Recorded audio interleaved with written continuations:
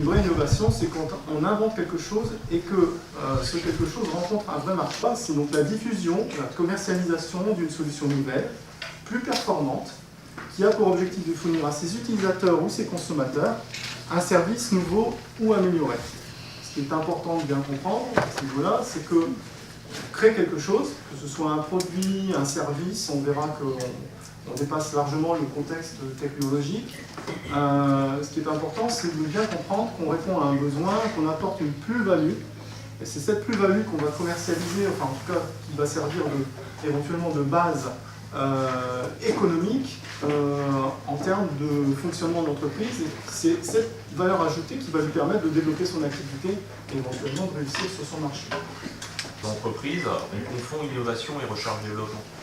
Alors c'est deux notions qui sont intimement liées, il n'y a pas de souci, mais c'est quand même très différent. L'innovation, c'est mettre quelque chose sur le marché, et la R&D, c'est faire du développement qui va au-delà de l'état de l'art. Donc on a deux notions qui sont complètement différentes.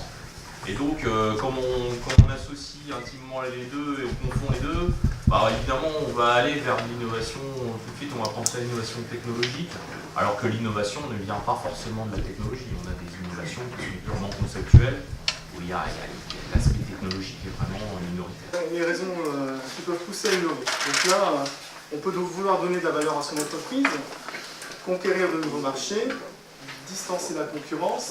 Tout ça, c'est lié, bien sûr.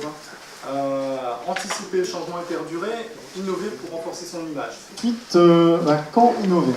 Alors pour vous, quel est le bon moment? Est-ce qu'il y a un bon moment? Est-ce que on innove tout le temps? Est-ce que voilà. Après, on peut avoir des cas assez variés. Je vous écoute. Alors, sur une entreprise mature, le processus d'innovation doit être constant. Alors ce qu'on voit nous concrètement dans les entreprises, c'est que on attend de voir le mur arriver pour se dire tiens, il va falloir qu'on bouge. Ça c'est un cas qu'on voit très régulièrement, c'est plutôt dans les PME, c'est plus traditionnel, où effectivement les dirigeants, tant que le business fonctionne, on ne bouge pas trop. Et puis quand on voit que les courbes commencent à pointer le nez vers le bas, on se dit tiens, il va falloir peut-être qu'on change des choses, mais parfois il est trop tard déjà.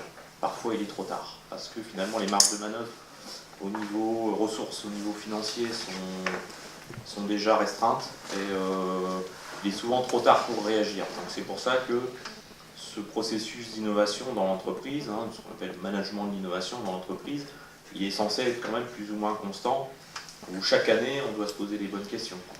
Donc dans une entreprise mature, j'ai envie de dire, la réponse à la question c'est tout le temps.